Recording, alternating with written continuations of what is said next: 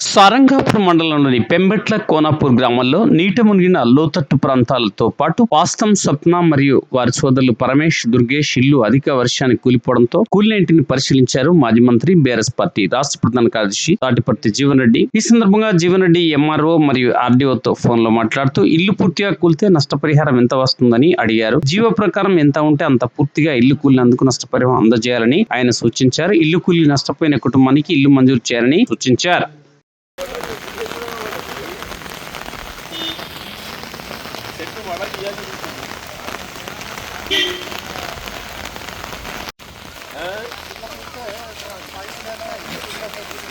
ముందు పైపు ఉందా గెటర్ వేసి ఈ గుడి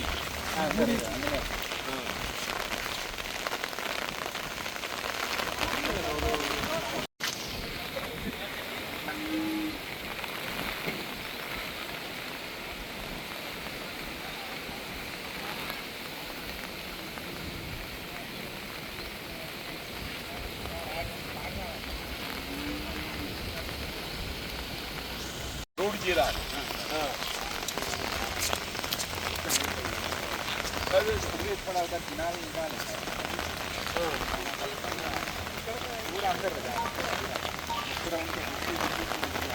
అదే అదే తప్ప అందరూ ఎన్ని పడుతుంది ఈ కాలువలు కొట్టాలి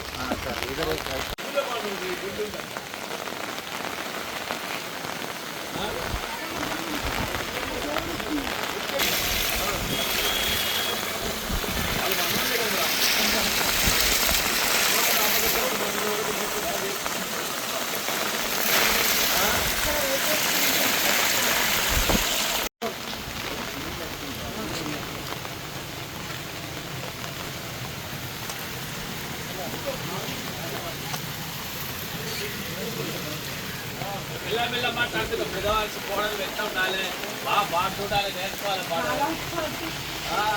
భయపడ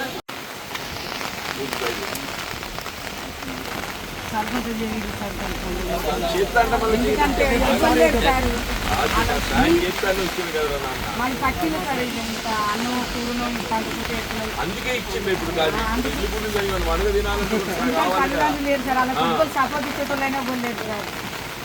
చేద్దాం బిడ్డ తప్ప సాయం చేద్దాం ఇల్లు పెడతాం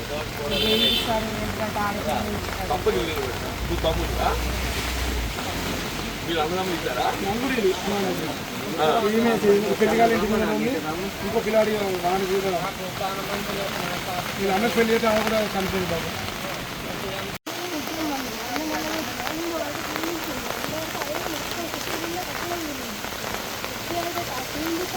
మీద పడుతుంది మీరు ఈ రూమ్లో వాళ్ళు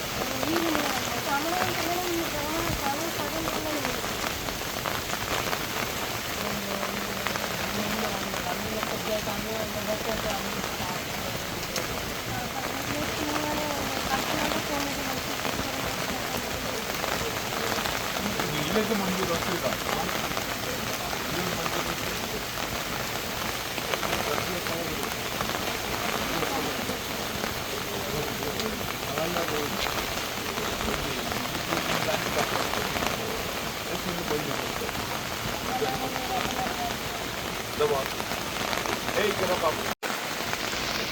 వీళ్ళు మన బుడిజంగాలు ఉంటారు కదా ఎస్సీ కమ్యూనిటీ కింద వస్తారు అలా బాబు ఇల్లు కూలింది బాబు వాళ్ళకి వేరే ఏం లేదు పన్న అదృష్టం ఏంటంటే మీద వాళ్ళే అదృష్టం ఏంటంటే మీద వాళ్ళు పూర్తి కూలిపోయింది 100%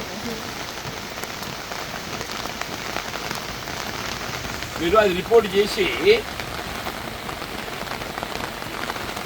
ఆ రాజు విజిట్ చేయి బాబు విజిట్ చేస్తే మనం 100% కూలితే ఎంత సాయం చేస్తాం 100% కూలితే 4500 ఉంటుంది ఎన్ని కూడా గమ్మతుండవు మొత్తం ఇల్లే వీకిందా అంటే 100% పోయింది బాబు. ఒకటి కొత్త ఇల్లు మంజూరు ప్రతిపాదించాలి, అది వస్తుంది. ఎట్లా ఇల్లు కూలిపోయింది కాబట్టి కొత్త ఇల్లు వస్తుంది. ఇప్పుడు ఈ వీళ్ళకు ఇల్లు కూలిందానికి 1,00,000 రూపాయలు 2 లక్షలు వస్తాయి.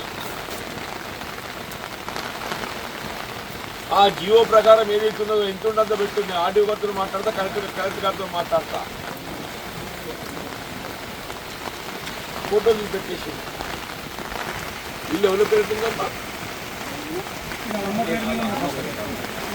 జియో ప్రకారం 100% పెట్టున్నట్లు పెట్టేసి నేను మా కలెక్టర్ గారితో మాట్లాడతా. అది మొత్తం ఇల్లు కూలిపోయింది. అసలు అదృష్టం ఏంటంటే 2 రూములు ఉంటే వాళ్ళు ఒక రూమ్లో బందని మొత్తం కూలింది. ఇప్పుడు వాళ్ళు 100% కూలి తెలిపిస్తారు సార్.